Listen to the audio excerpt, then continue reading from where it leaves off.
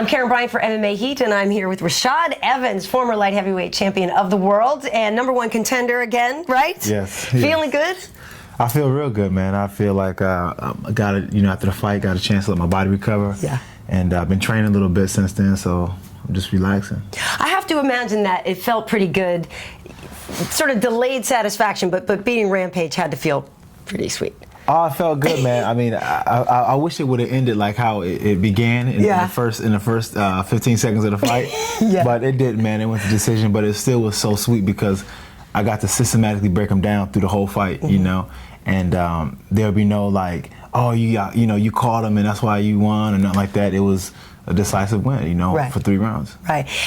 Was all that leading up to it just head games, or did you guys really have problems with each other? No, we really didn't like each other. We really did not like each other, you know. And what it was is that, like, you know, he thought I talked too much. I thought he talked too much, and you know, the rest is history. There it is. And I have to say, I've used your quote. My favorite line was, "I think the cheese done fell off his cracker." I think I was like, back that up. Okay, that's genius. I don't know if you invented that phrase, but that is genius. And every time I do, I always like, hey, thanks, Rashad, because I just think that's hilarious.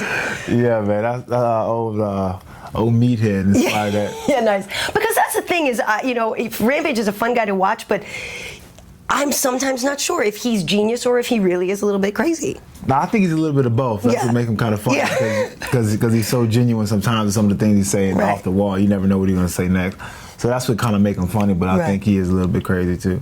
Do you want to fight Lyoto again? Obviously, there's a lot of talk right now. Ed Suarez, his manager, saying that there should be a call for an interim fight. Do you think that should happen? I would like to fight him, but I mean, I had to fight 2 fights to get back to being #1 contender. Thiago, and then of course Thiago Rampage. And then Rampage. I don't see why he should not have to fight anybody and already get a chance to, you know, to fight for his belt back. Right. You know, so I think that maybe he should go and fight a fight and then come back, and then, you know, we'll do it like that. And who do you think he should fight? Him and Rampage both lost. Yeah. Maybe they should fight each other. Right, right. You know, or Nogueira or whoever, you know.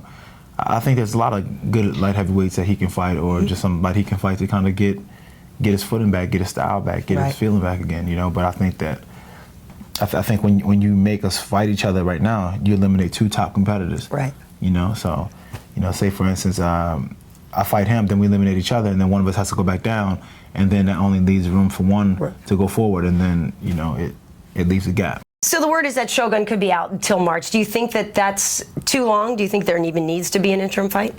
No, I don't think there needs to be an interim fight. I mean, you want to go to Jamaica and take a vacation, right? I mean, it's like, come on. It's like, really? I don't need to fight right now. No, I enjoy myself. I enjoy the learning process. And what happens is, like, when you are always training for a fight and always training for a fight, there's really only so much you can learn because everything is just for that fight. Okay. But when you have the time off, you allow yourself to bring in new tools and new skills that you can use and get comfortable using before you have to bring it to a camp and get ready for a fight. So this is actually my growing phase right now. And if he's out to March, then I'll wait to March to fight. I don't see why I will put myself in a position to have to put another hurdle right in front of where, you know, I've already set myself to be. And not for nothing, you know, Shogun's pretty good. Yeah, I mean, I mean, like, you might want to take some time to get ready for that fight. Shogun is pretty good, man. Shogun's pretty good. You think you haven't figured out, though, don't you? I mean, how you just gonna look out for the big right? No, I mean, you know, Shogun's you know, he's tough, and the most part of the best thing about it is that he's been finding his game back. You know, remember when Shogun first came back in the UFC, like, oh man, this guy, you know, he's a has-been. He's done. He left his best fights in Japan, but now he's coming back and he's looking good and he's looking like the old Shogun again. So, you know, you got a tough opponent in front of you, but can't forget he did have some bad fights. Though. He did have some bad fights, and he lost to Forrest, and you beat Forrest. Right. And some people say, though, he beat Lyoto twice. I mean, he definitely beat him decisively the last time, and many people think that he beat Lyoto the first time. Right. And you weren't able to beat Lyoto. Right. So, you know, when you start doing that MMA math, who did what to win at what point in their careers. You're right. You know, people are saying right now that he is in a great position to stay champ for a while. Yeah, he is, man. But, you know, one thing I learned about MMA, there is no such thing as a sure thing. No, there isn't.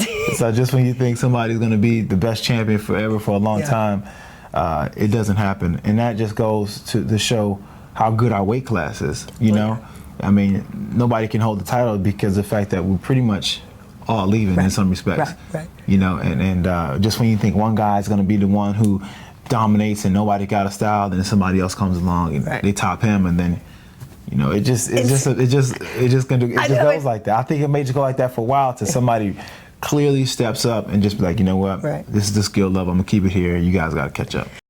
It's gonna be a hard day for me because you know I have a sweet tooth and you know I like some sugar. Hey, I like sugar too. But I'm a big Shogun fan too. Like that's gonna be a hard day for me. Hey, that's all good, man. You know? Yeah, damn. That's all good though. I mean, you know, Shogun's talented. I like Shogun a lot too. Yeah. See, that's the cool thing about you guys. Seems like you have enough respect for each other, and you know he's never really been a trash talker anyway. Right. So you know, for you, I think leading up to this, it's just going to be just a classy affair, and we're all going to win. Yeah, and that's what it's about, man. I got a lot of respect for Shogun. I was so happy when he won. I mean, going into that fight, I picked him to win the fight. Nice. And going into that fight, I heard he had some injuries going, and then I heard the extent of his injuries after the fight. I was like, man, this dude's a warrior, man. Oh, dude. You know, he's a tough dude, and you know, they don't make too many guys like that anymore. Right. You know, but he's a tough dude. But he's going down. He's got to go down. He's got to go down. That's the only option.